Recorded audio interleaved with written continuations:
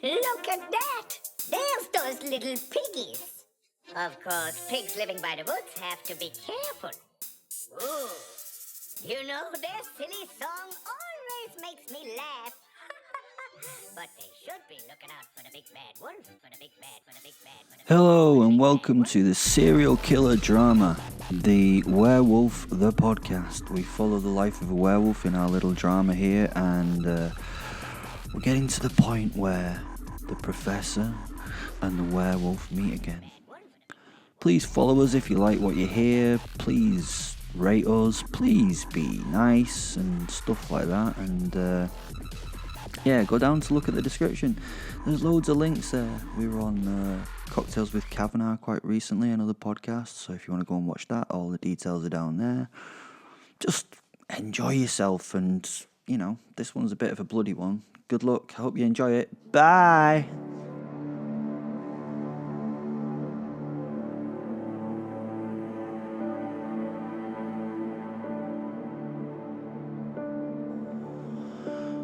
It's through a blood-red haze that I see the world. A group of men entered the bar, and then they died. A simple description of what happened. Straight to the point. No more detail. No more detail than that is needed. They came in, and they died. What? Not enough? You want to hear the details? Nah. You do? Okay then.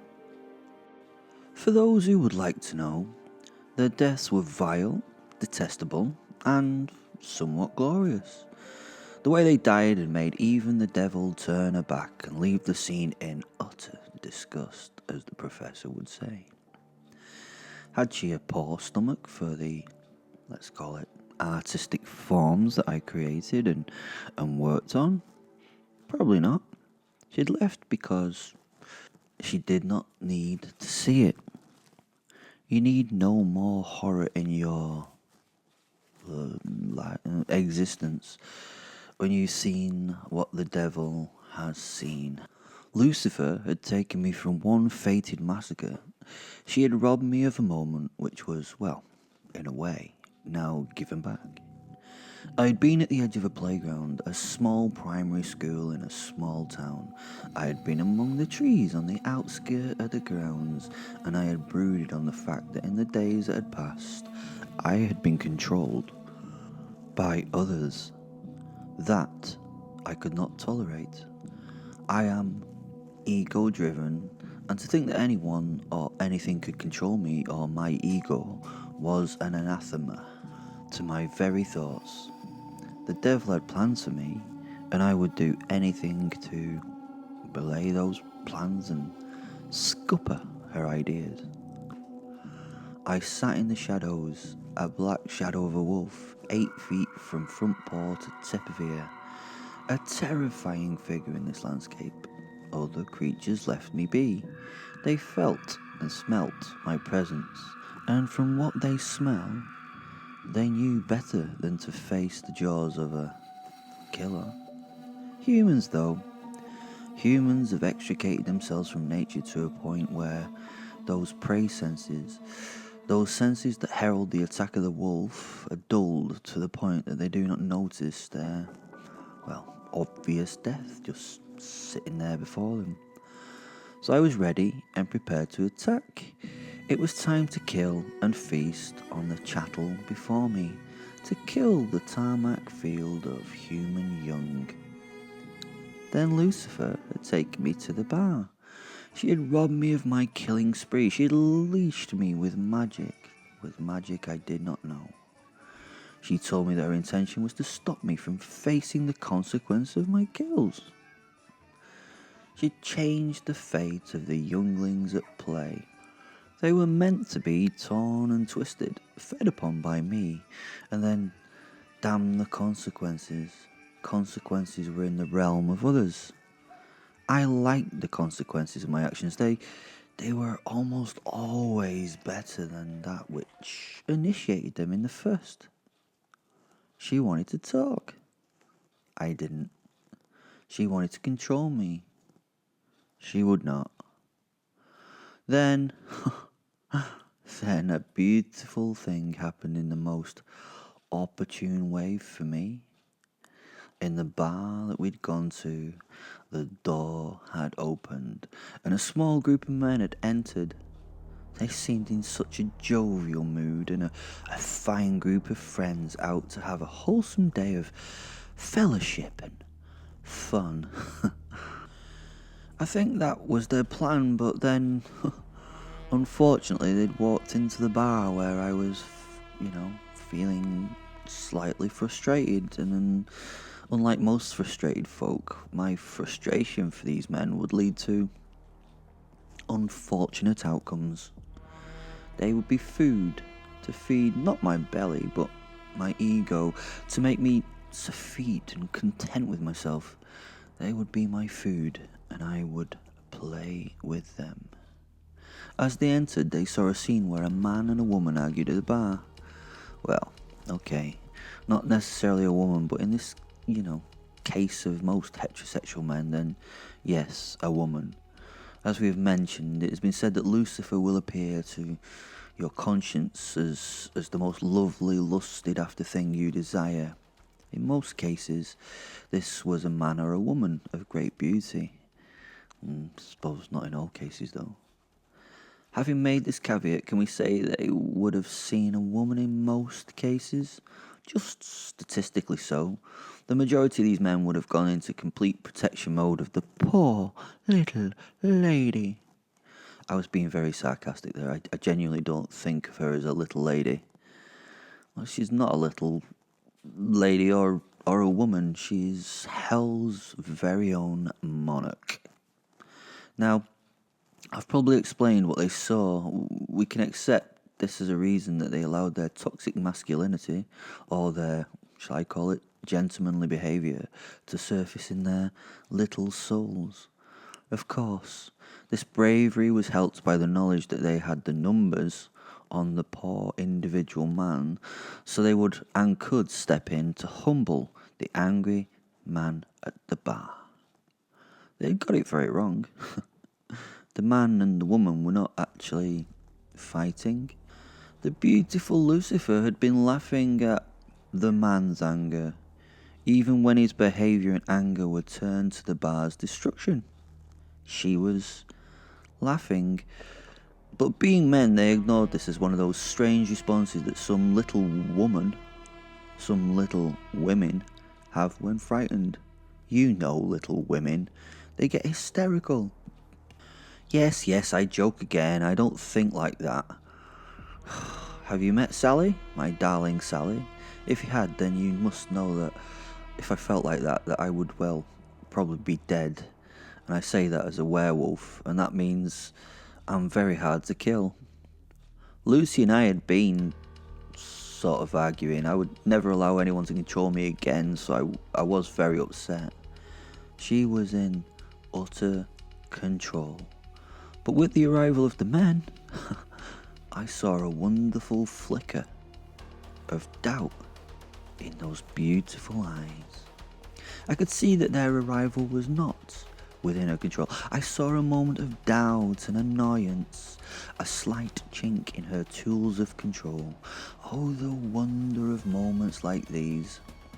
Seeing this gap, I knew I could take back some control once I'd used the crowbar of my own ego to widen that crack and destroy her command. And oh, what a glorious thing it can be, a loss of her control that gives it back to me. God bless her. She warned them. Is God blessing them the right phrase in her context? As with the majority of men, God blessed them. In this case, he did not. They ignored the woman's plea and decided to fight. They didn't fight.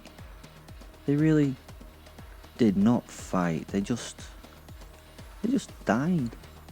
As the first man came forward to give me my warning and defend the devil's own honour, Fen joined me, and we had become the werewolf, a black silhouette in the bar, large and well-muscled. Claws and teeth are on fine display, and eyes of fire to frighten them to the very soul. As the man stepped up, everything in my head went into slow motion. His face went from righteous indignation to horror as he saw the transformation and the fact that the transformed one, me, was attacking him. He went to yell and turn as fear hit him, giving him the adrenaline blast to run away. I slashed a claw across his abdomen before he managed to turn his back. It purposefully was not a killing blow, it was measured to tear through skin and muscle to open his gut to the air. With that slash, I quickly moved on. I didn't want any of these sacrifices to leave the bar. It would have been such a waste. I had to get between them and the door, or at least block the exit with something. Oh, and the mighty God had seen his way to give me the construction items I needed. The next man, I kicked hard in the sternum, a perfectly placed front kick that crushed his ribcage and sent his body sailing through the air and crashing into a seated position at the foot of the exit, blocking the door. He unfortunately would die quickly. I won't be able to do much more to him, but I knew as he slumped against the wood that they would not have time to drag him away to find their freedom. Well, they would not have time before I got to them. Continuing my beautiful balletic dance of death, with each move and attack flowing into the next, I hit the third man. His head shattered. A shattered head was rare, and I marvelled at the way the bones of the skull opened like some bloody flower petals to reveal its contents like a ripe fruit. Beautiful. It held for a moment, before the brain's cerebral fluid and blood flowed down the man's chest as he fell.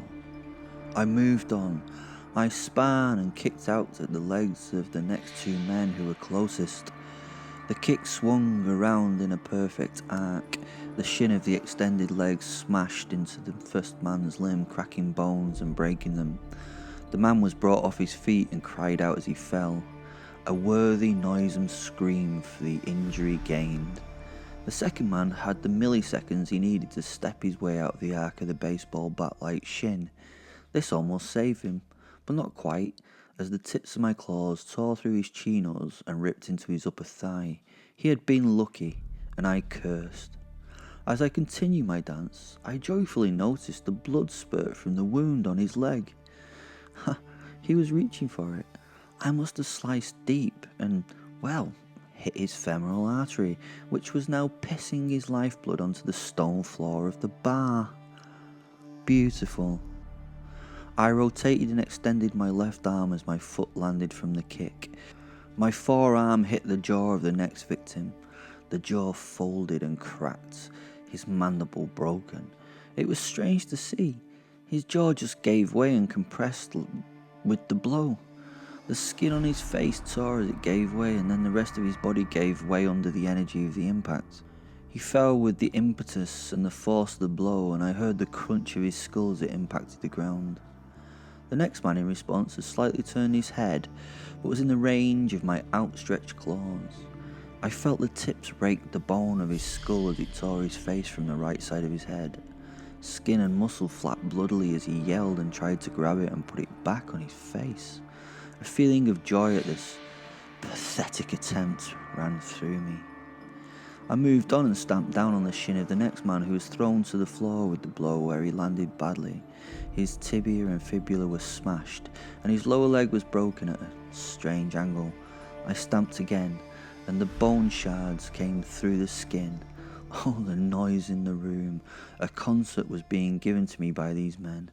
They were my orchestra for my concerto. I was a virtuoso, conductor, and the lead violinist. Fierce joy played through Fenn's and my mind. This was when we were together and at our best, in the moments of horror that we created. Love and care were new and unknown emotions that played me. This was the old feeling. Joy in the destruction of others. Blood blindness, I called it. I was in this moment 100%. There were no thoughts of before, no thoughts of after. In the moment of slaughter, I ripped through my prey. There is something in this, the lack of anything else. I turned a clawed hand into a tight fist and put it deep into the body of the next man. The force behind the blow allowed me to puncture his abdominal cavity. He stood looking at the hole in my arm stuck in his body. He had not the time to feel the pain or respond to the injury.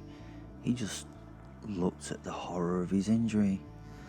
I smiled in my head and opened my hand deep inside him, grabbing and gripping again before pulling guts and the contents of his inside to the outside. As my hand left his body, he reached for it with desperation. It contained part of him now, and he gave me a pleading look before falling against my chest and slipping down my body to the floor. I stood on his face and ground it into the carpet until he stopped screaming. With a last push, his head burst to spread goo and gore over the floor. There seem to be more men than this.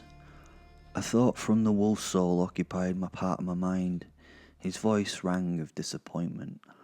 One was still standing and still very much alive. We like to leave a voyeur of our art pieces. We can experience his feelings through the simple observation of his horror. He was standing frozen in fear and surrounded by his shattered friends. He was blood-spattered, and his eyes were wired and looking at me with loss. I stepped towards him. He held a hand up, giving me the signal to halt. So I did. Time came back to its relative pace, and I surveyed my surroundings with pride. I'd not killed all of them. Most were just hurt. Most were still able to be enjoyed a little more before I left this place. I turned back to the man and I roared in his face. I was so close that the spittle and blood sprayed him, giving him blood-red freckles and making him close his eyes against the sudden saliva storm. He quailed at the roar. He kept his eyes closed and again signalled a halt with his hand. This was interesting. I stepped back and became the man again. Please don't, he said slowly through tremulous lips. Please don't. He didn't use a begging tone. He seemed to just be kind of politely asking. When I'd become the man, he seemed a little less stressed straight away. He just stood looking at me and then at those around him. Oh God, we have to help them, he told me as a friend yelled out to him for help. Didn't he know I was the monster? Donald! Yelled a dying man at the bar. I shook my head at him and smiled, walking over to his friend, who lifted a beseeching hand to me, a look of bloody anguish on his face. I offered my hand to him as if to help him from the floor. The man smiled and his eyes calmed as I slapped him down to the ground again, face down, and stamped and stamped and stamped and stamped and stamped until I was out of breath. Wiping my mouth with my forearm, I turned back to the man. It's always interesting to see how people react in these situations. What was this man's biggest worry at the moment? Cost of living? Mortgage? Pension? Had he ever experienced anything like this before? Can you imagine what his mind must be like right now? Oh, the joy it gives us, the utter joy at his inability to deal with such chaos as this was like a shot of adrenaline to the spinal cord for me. You just killed Steve, he eventually said, stumbling over each word in his sentence and pointing at the puddle that was, had been Steve. I turned to look at the beautiful mess I had made and smiled before looking back at the man with a wide, toothy grin. Yes, I did. And it was glorious, I told him. Seconds passed. He was frozen. He stood like a statue, pointing at the Once Steve. You killed Steve, he repeated. Yes, I'm going to eventually get round to killing all of you, I told him, giving him a reassuring pat on the shoulder. To be honest, what's your name? This is my favourite time. It doesn't last long, as each of these men, I spat the word as though it was uncomfortable for me to say, each of these men are actually dying right now and will be gone soon, but for this short period of time I can make their deaths worse. I can make them painful and terrifying. Don't, said the man. Don't, please, he asked. I turned to him.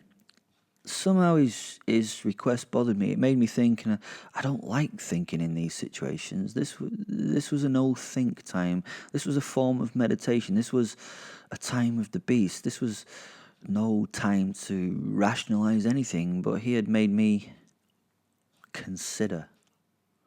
Again he repeated, please don't. They came out to celebrate me getting wed tomorrow.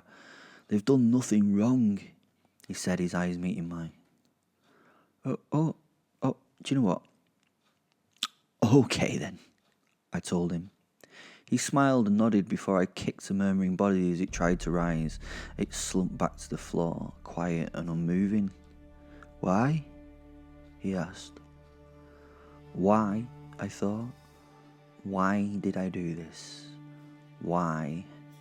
Was this an existential moment of dread? I was lost in this moment. I was questioning the thing that I was. I was questioning my basic reality. Was I? I do what I want and to whom I want when I want to. Do I really enjoy the horror and the chaos I provide in this mundane world? Am I following my own thoughts, or am I under the control of another? Maybe others? I felt Fenn's mind stir next to me. The giant wolf sat invisible to all but me, his ember-like eyes looking into mine. There was a mutual swapping of thoughts in the moments we had gone through together. The pain and the suffering we had provided held back, a lack of morals and ethical thought. I considered it hard. I realised I love it. I love watching the safe feel fear. I love watching the so-called strong fall and fail. I love destroying the lives that these little creatures make themselves. It is as if they have no idea it is so easily lost. The safe and secure life of you and your significant others can be gone just as the click of my furry fingers. I marched towards the man as I transformed back into the reality, the monster that I am. I reached for the now cowering human, grabbing him by the throat and bodily lifting him from the ground. He screamed and raged against his treatment. No! Why? He repeatedly yelled.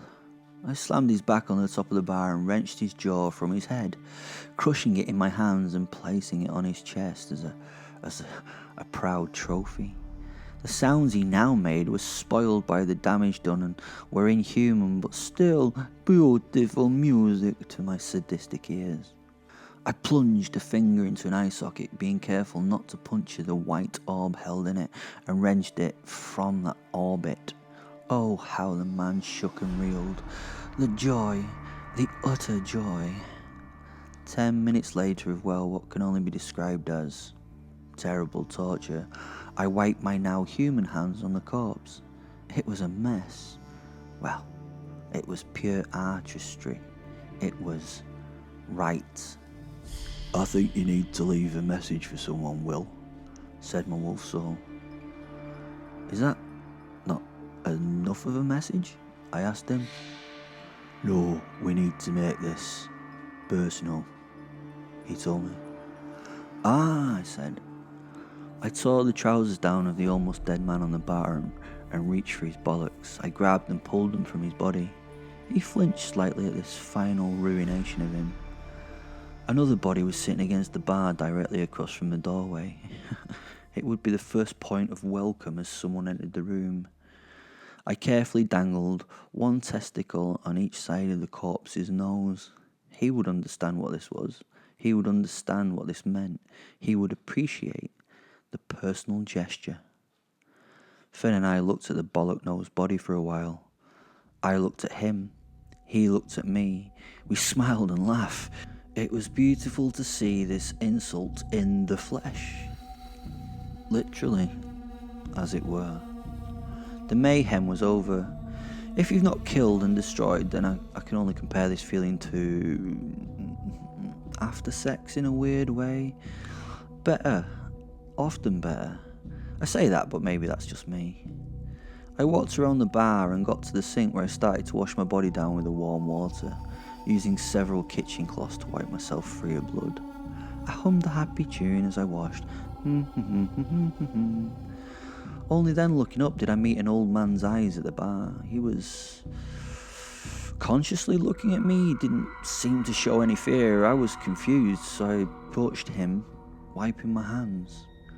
I walked up to him behind the bar and I stood before him, putting both hands, both palms down onto the countertop, and gave him a very good look over. "Why aren't you dead?" I asked him. He smiled and lifted his empty glass. "This glass is too light, son. Could you refill her for me with a pint of the heavy bevy?" He asked and smiled. Well, this was somewhat out of context. I took his glass from his hand and nodded in response. "Thank you kindly," he said, leaning on the bar a little so he could see how well I drew his pint. As the head reached the rim of the glass, he sighed deeply, a sign of contentment at the pour. "Perfect," he said, reaching for the pint. "I'll just have this wee drinky, and then I'll be off. Is that okay with you, son?" he said with a wink as he started his drink.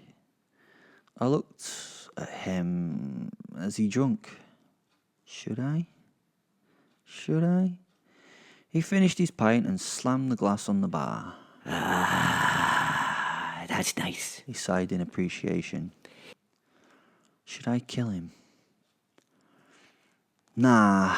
I went back to the sink to finish my wash as he drunkenly waddled to the door and left. "Can you latch the door on your way out?" I asked him. "Certainly," he replied as he dragged the corpse to one side that blocked his exit. "A cheery bye. See you again," he said. I should have thought more about that. The Professor. I've often been party to the aftermath of such massacres. It feels almost ill to say that they don't affect me as they once did, but to be honest, I've never really had too much issue with blood and death. The difference here, and with Will's body of work, is the sheer level of violence and cruelty he contrives to use on his victims. These people were not subjected to some simple, merciful death. No quick ways out were afforded to these poor folk here. He'd injured them, and then toyed with each of them. I never understood the need for this, even at my brazen heights of what could only be described as genocide. I would not be inhuman. Death, if needed, would be granted quickly and cleanly. Torture just wasn't my thing. I didn't need to torture these people. They had nothing to say that would change my opinion of them. At the time, I hasten to add. I've come far in my ideas since those hateful, hate-filled days. I'd seen all I needed to see, and I now stood at the door thinking about the next steps. As usual, we had to clean this up without delay. There was no chance of bringing in L5. L5's a unit of the MOD of cleaners. They can mobilize and quickly clean and decontaminate a scene in a few hours. I've watched them work. It's incredible to see. It taught me some things as well. Do you know that kitchen towel is all you need to bring a shine to your surfaces. Honestly. Sorry. I digress. This was even beyond their scope. I ummed and ahed about the next step. We would have to go with the old classic gas explosion, I thought. The local fire service would have to hold back just long enough to not save the day. Yes. A gas explosion. Amazing how many of these happen in this ultra-safe world we live in these days. Makes one wonder how many of them are genuine. Okay, let's get out of here and get on with it. I wandered to the door, took off my latex gloves and placed them on the windowsill as I left. You have to think of every detail when trying to hide things from the public, and a pair of latex gloves with blood on them may raise some eyebrows if found later. As I got to the front door, I stepped outside, slamming it shut behind me and leaning my body against it. The weather had not improved.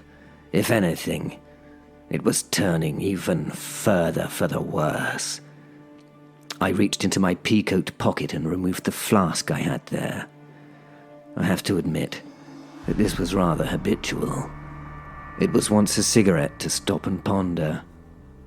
Now it was a slug of something warm and comforting. In this case, Seafarer's Ruin. Rum. Of course, it's the proper warmer for a night such as this. The woman in the police car looked at me as I stood there enjoying the night's mayhem. I felt the wind and rain cleanse my mind a little as I was soaked almost instantly to the bone by the horizontal assault of the downpour. Bliss. Once able to do so, I opened my eyes and, lifting my collar against the wind, made it towards the waiting car. Something stopped me. What was it? A feeling? A sense? Some kind of hunch? My palms itched, and I paused halfway to the vehicle. Something was... And then I saw him. How fucking dare he? Will stood below a lamppost lit orange by the bulb that flickered above him. He was dressed strangely, but I recognized the man instantly. I felt my blood freeze, and my first thought went to the woman in the car. I ran over and banged on the driver's side window. She looked confused, frightened even. I made the international sign to roll down the window very urgently. Strange how in these days of electric windows, making a winding motion still signifies a person to roll down the window. She pressed the button, and the window sank into the door. As it hit halfway, I yelled at her. "Get away, now!" She looked confused and was about to ask me a question. "I order you! Go! Now! Please, just go!" I said, an element of begging in the please. She nodded her head, looking around the car in fear before starting the engine and leaving the scene. Once she was gone, I looked back at the bastard. This is where it stopped. This is where I stop him for good. For good. Funny that. Stopping him for the sake of good.